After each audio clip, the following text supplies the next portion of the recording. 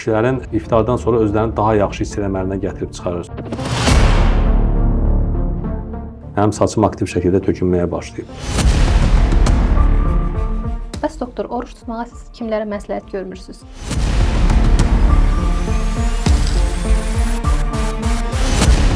Hər bir kəs oruç tutmalıdır. Yazılan dərmanlar iftar imsak devrində qəbul edilsin.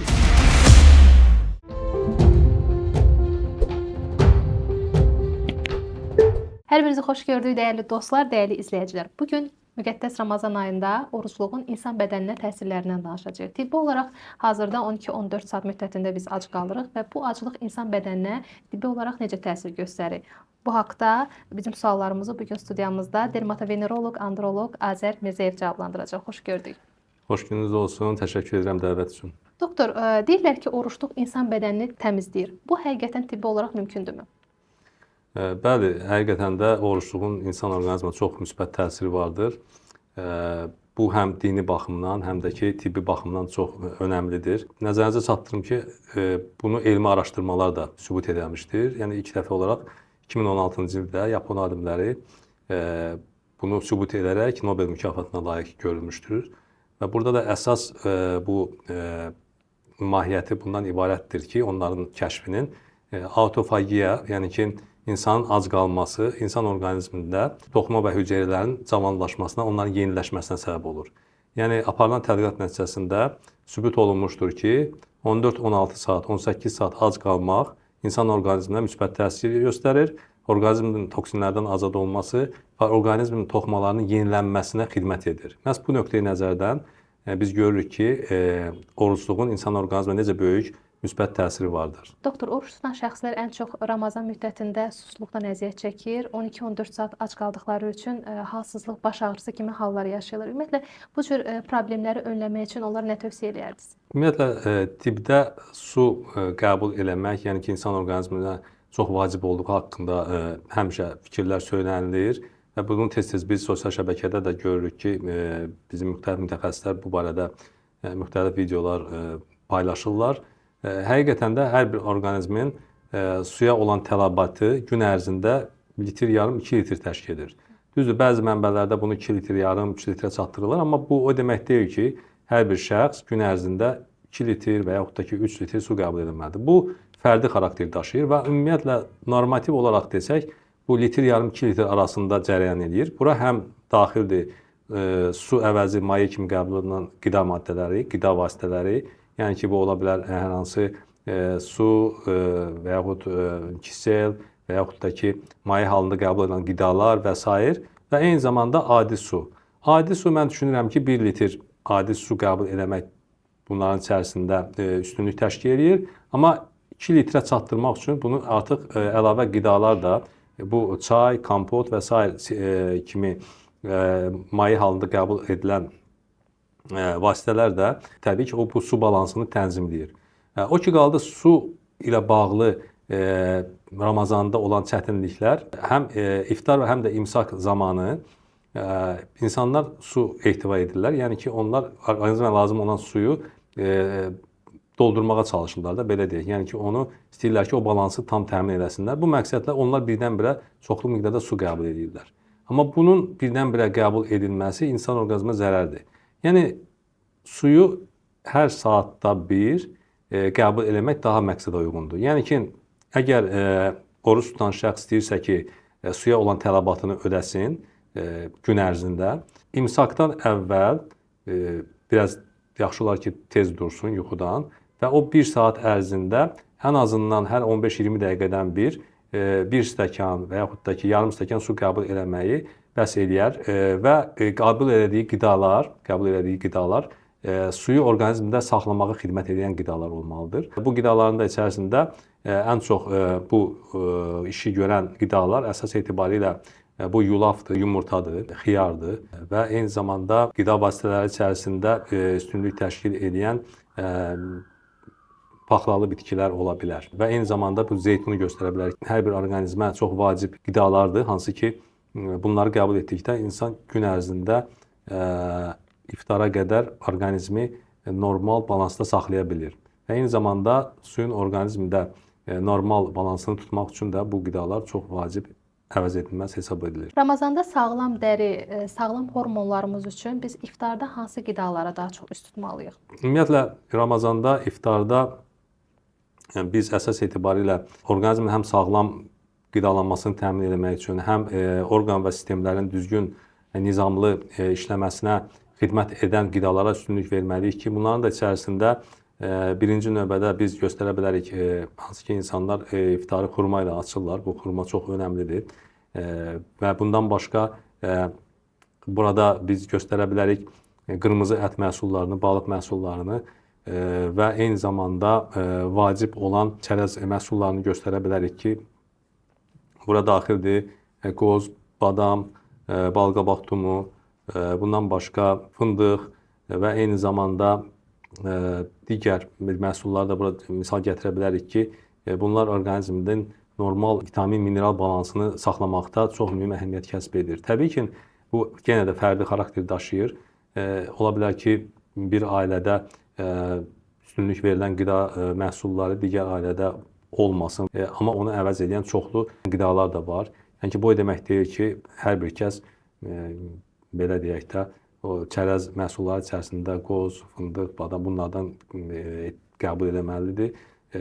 Bu şərt deyil. Yəni ki, bizim rasionda daha əlçatan qida vasitələrimiz var ki, bunları əldə edib, yəni onunla əvəzləmək olar. Və yaxud da ki, iftarda müəyyən, məsələn, meyvə-tərəvəz məhsullarından ən çox istifadə olunan almadır ki, hansı ki, bu həm qiymət nöqteyi nəzərdən və eyni zamanda hər bir kəsin alıb istifadə edə biləcəyi bir məhsuldur ki, əvəz edilməzdir. Çünki almanın tərkibində olan bütün mikroelementlər bu tamamilə orqanizmin balansını təmin edir. Nəinki gedib insan özünə belə deyək, maddi cəhətdən sıxıntı çəkərək hansısa bahalı meyvə, tərəvəz məhsullarını alsın.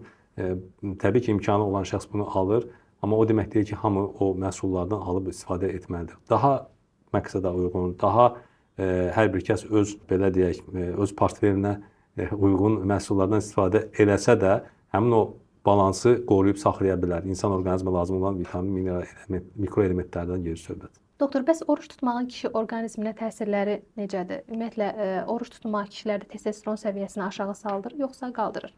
Ümumiyyətlə, oruç tutmağın faydaları həddən artıq çoxdur və hətta bəzi xəstəliklərin həm müalicəsində, həm də profilaktikasında oruç tutmaq məsləhət görülür.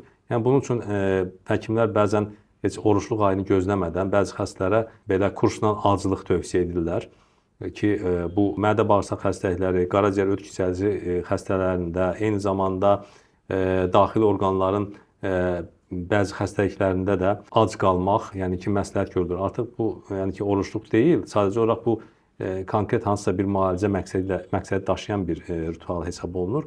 Amma oruçluqda təbii ki, kişilərdən gedirsə söhbət, kişilərin oruç tutması onların istər fiziki, istərsə də ruhən, psixoloji cəhətdən onlarda müəyyən müsbət dəyişikliklərə səbəb olur.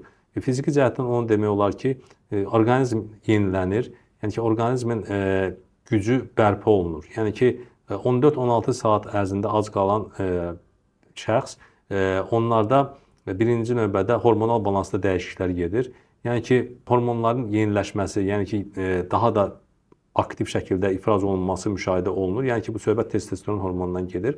Yəni ki, hormonal vəzilər o fasilə devrində daha aktiv işləməyə başlayırlar və o müddətdə 14-16 saat ərzində onlarda testosteron ifrazı daha da artıq olur və bu da onların, kişilərin artıq iftardan sonra özlərini daha yaxşı hiss eləmələrinə gətirib çıxarır. Söhbət yəni ola bilər ki, hansısa bir fiziki və yaxud da ki, mənəvi həmin insanların qarşı tərəflə münasibətdən gedirsə söhbət, onlar həmin devirdə özlərini daha aktiv, daha yaxşı hiss edirlər. Bu bir tərəfdən. Digər tərəfdən bu şəxslərdə, xüsusən də kişilərdə onların orqanizmində, sümük əzələ sistemində, yəni ki, daha aktiv, yəni ki, onların fəaliyyəti müşahidə olunur. Yəni bəzi idmanla məşğul olan kişilər və yaxud da ki, heç idmanla məşğul olmayanlarda onlar artıq özlərini əvvəlkindən daha rahat, daha güclü hiss edirlər. Çünki orqanizmdə olan artıq toksinlərin orqanizmdən çıxması, eyni zamanda onların bəli kilo atması, yəni ki, çəkilərinin azalması onlara müsbət təsir eləyir və onlar daha aktiv, daha yaxşı özlərini hiss edirlər və bu gündəlik həyatda da hiss olunur, həm işdə, həm evdə. Doktor, bəs Ramazanda saç tökülməsi yaşayan insanlar fikirləşir ki, bu oruç tutduqlarına görə baş verir. Ümumiyyətlə, oruç tutmaqla saç tökülməsi arasında bir əlaqə varmı? Əslində, bəzi pasientlərdə bizə müraciət edən, yəni pasient deyəndə onu nəzərdə tuturam ki, adam oruç tutub, oruç tutduqdan sonra bizə müraciət eləyir və deyir ki, mənim saçım aktiv şəkildə tökülməyə başlayıb. Əslində, bu proses oruçluğa qədər artıq başlanmış prosesdir və oruçluqda sadəcə bu proses biraz güclənir. Bu da ona irəli gəlir ki, həmin adamın qan göstəriciləri, hemoqlobini, dəmir, sink və digər mikroelementlər orqanizmdə artıq tükənmək üzrə olub. Həmin adam oruçluq ayında oruç tutmağa başlayanda o proses artıq daha da sürətlə inkişaf etməyə başlayıb. Çünki təbii ki, insan oruç tutanda onun orqanizmində müəyyən bir balans yaranmağa başlayır və orqanizm müəyyən qədər kilo itirir və eyni zamanda ac qalan devirdə artıq orqanizm özünün rezerv qüvvələrindən istifadə etməyə başlayır. İstəyir qaraciyər, istəyir digər orqanlar, istəyirsə də beyin. O artıq onda depo halında vaxtı ilə toplanmış, rezerv halında olan qüvvələrini sərf etməyə başlayır. Və bu sağlam orqanizmdə elə də bir ciddi problem yaratmır. Amma o orqanizmdəki artıq müəyyən bir problemlər var idi. Anemiyası var idi, dəmir defisiti var idi və yaxud digər vitaminlərdə bir problemlər var idi və yaxud da ki, hər hansı bir xəstəlikdən sonra orqanizm özünə gəlməyə başlayan anda oruç tutmağa başlayıbdır və yaxud da ki, həmin adamın çox gərgin iş qrafiki var və onun gündəlik həyat tərzi və gecə yuxusunun olmaması, bu da təbii ki, mənfi təsir edərək həmin orqanizmdə tək saçın tökülməsinə yox və digər orqanların da fəaliyyətində müəyyən problemlər yarada bilər. Bu nöqteyi nəzərdən, bəli, saç tökülməsi baş verə bilər o şəxslərdə ki, onların sağlamlığında müəyyən problemlər var və oruçluq o prosesi biraz sürətləndirə bilər və həmin şəxsi mütləq şəkildə həkimə müraciət etməyə sövq edə bilər. Bəs doktor, oruç tutmağa siz kimlərə məsləhət görmürsünüz? Ümumiyyətlə, oruç tutmaq mənə gəlir ki, bu belə bir ritual mı deyim və yaxud belə bir qanun mu deyim, formasında belə olmamalıdır. Yəni ki, nə mənada onu deyirəm, mən əksinə oruçluğun əleyhinə deyiləm. Duraq deyək ki, mən özüm də oruç tuturam.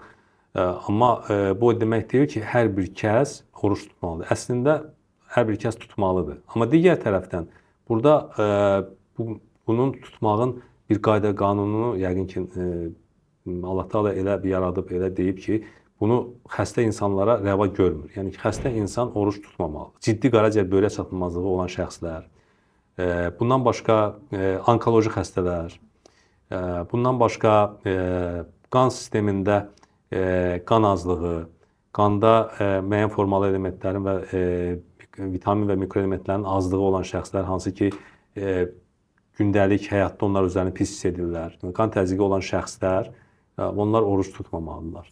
Düzdür, tuta bilərlər. Heç kim onları qadağan eləmir. Amma müəyyən bir devirdən sonra onlarda müəyyən problemlər yaradacaq. Onlar məcbur olub orucluğu yarımçıq kəsəsi olacaqlar.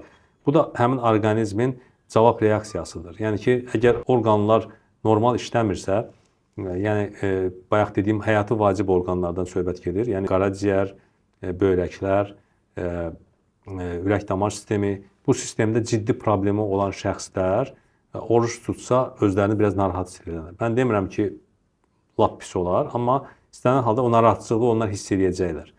Burada da iki məsələ var. Öz həkimləri ilə danışıb hansısa bir formada bunu davam etdirə bilərlər və yaxud da ki, əgər həkim onlara qadağa qoysa, onlar artıq orucluğu kəsməlidirlər ki, öz orqanlarına zərər verməsinlər.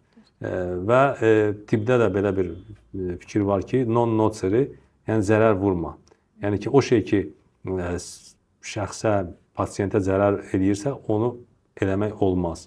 Yəni həmin şəxs də özü də başa düşməlidir ki, bir tərəfdən əgər o oruçluq tutmaqla hansısa bir orqanizmə fayda eləmək istəyir və hansısa bir nəyəsə görə, hansısa bir belə deyək də dini nöqteyi nəzərdən bunu eləmək istəyirsə, digər tərəfdən orqanizmə ziyan vurur. Və Allah Teala da buyurub ki, əgər oruç orqanizmə zərər verirsə, bunu tutma, eləmə. Yox, əgər özünü yaxşı hiss edirsə həmin adam, heç bir problemi yoxdursa, oruç tutmaq məqbul sayılır və bu yəni ki, müstəcəbdir.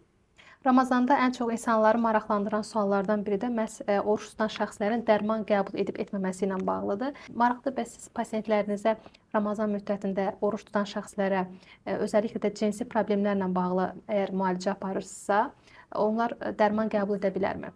Hə, çox yaxşı sualdır. Həqiqətən mənim müraciət edən pasientlərin belə bir sualı ortaya çıxır. Çünki onlar çox hissəsi oruç tuturlar və onlar müalicə ilə oruçluğu necə belə deyək, idarə eləməyin yollarını axtarırlar ki, necə edək ki, həm oruç tutaq, orucumuz pozulmasın, batil olmasın, həm eyni zamanda müalicəmizi alaq. Mənim onlara məsləhətim bu olur ki, yazılan dərmanlar iftar imsak dövründə qəbul edilsin. İmsakda, yəni ki, artıq o vaxt ki, artıq insan sahurda durur və imsak zamanı dərmanları həmin dövrdə qəbul edir, bir də iftardan sonra qəbul edir.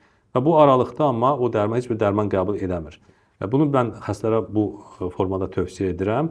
Amma bəzi xəstələrdə ki, artıq onların vəziyyəti kritikdir və yaxud da ki, onlar həm də günorta dərman qəbul etməlidirlər, həm də onların orqanizminin vəziyyəti oruç tutmağa cavab vermir. Onda mən o pasientlərə oruç tutmamağı məsləhət görürəm və birinci can sağlığı, yəni ki, orqanizmin sağlamlığını bərpa etmək. Ondan sonra istəsələr artıq müalicə bitəndən sonra onlar yenə də oruç tuta bilərlər. Hətta tutmadıqları günlərin qəzalarını da tuta bilərlər. Bəzi insanlar var ki, indi səhər sahura dura bilmədikləri üçün ya yatıb qalırlar, ya da ki, elə bir dənə su içib oruç tuturlar. Belə sahurda durmamaq, sahurda yemək yeməmək və üstəgəl sahurda ac qarnına dərman qəbul etmək bəs fəsad yarada bilərmi? Çox yaxşı sualdır. Həqiqətən də bizim insanların bir qismi çox vaxt ola bilər ki, gündəlik iş rejimi ilə əlaqədar gecə yuxusunu tam ala bilmirlər və biraz gecikirlər sahura. Və bu zaman onlar artıq dururlar ki, artıq vaxt keçmişdir və oruçlarını pozmamaq üçün onlar artıq oruç tutmağa başlayırlar və iftara qədər onlar dözmək məcburiyyətində qalırlar ki, oruçları batil olmasın. Bu nöqteyi nəzərdən təbii ki, sahurda durmamaq orqanizmə çox zərər verir. Çünki orqanizm durub qidalanmalıdır, müəyyən qədər lazım olan o qidaları orqanizmə daxil etməlidir və eyni zamanda maye qəbul etməlidir. İlk növbədə su çox vacibdir. Çünki orqanizm susuz qaldıqda biraz əziyyət çəkir. Yəni ki, orqan və sistemlər narahat olmağa başlayır və həmin şəxs iftara qədər olan müddətdə özünü pis hiss eləyə bilər, təzyiqi aşağı düşə bilər. Bundan başqa onda gün ərzində yuxululuq, bundan başqa zəiflik kimi bir narahatçılıqlar hiss oluna bilər. Nəzərə alsaq ki, oruç tutan bizim insanlar həm də işləyirlər. Onlar işdə gündəlik işlərin öhdəsindən gəlməyə bilərlər. Ona görə də sahurda durmaq və imsak, yəni ki, qidalanmaq bunlar çox vacibdir və bu dövrdə də çalışmaq lazımdır ki, lazım olan qidaları imsakda qəbul edəsinlər ki, gün ərzində onlar özlərini gümrah yaxşı hiss edəsinlər. İstəyərdim ki, Ramazanda oruç tutan, bizi hazırda izləyən izləyicilərimizə tövsiyələrinizi verərdiniz. Mənim tövsiyəm ondan ibarətdir ki, bizim insanlar orucu tutarkən öz sağlamlıqlarının qaydına qalsınlar. Əgər xəstədirlərsə, həkim tövsiyəsi ilə orucu qırsınlar. Yəni, müalicə həkimlərinə məsləhətləşsinlər.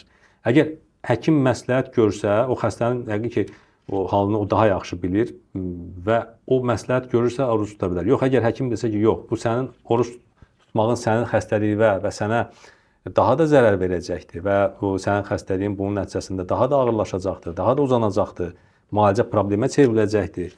Onda yaxşı olar ki, orucu tutmasınlar.